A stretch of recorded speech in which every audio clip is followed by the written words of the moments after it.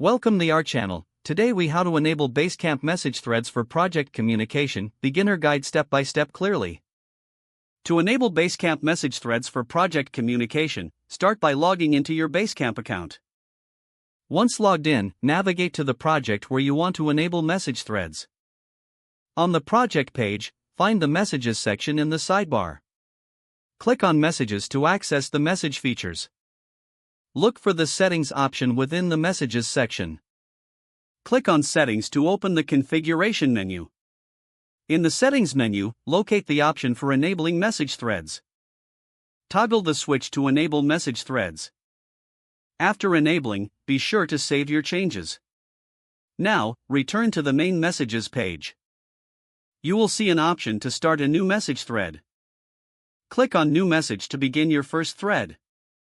Enter a subject for your message thread in the designated field. In the message body, type your initial message. If needed, you can add attachments by clicking on the attachment icon. Once you're satisfied with your message, click Post to publish the thread.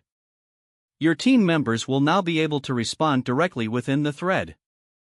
Encourage your team to use message threads for organized communication. Review the thread periodically to keep track of discussions. This will help foster collaboration within your project. If the page does not load, refresh the browser or try again in a private or incognito window.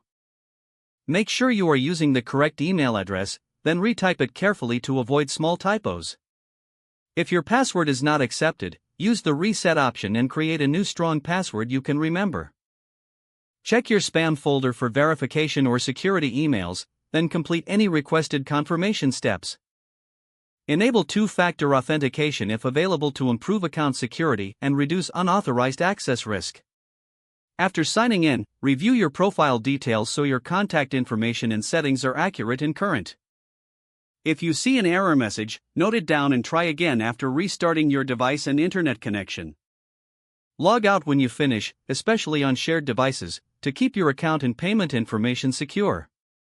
Don't forget to like this video and subscribe to our channel for more step-by-step tech guides.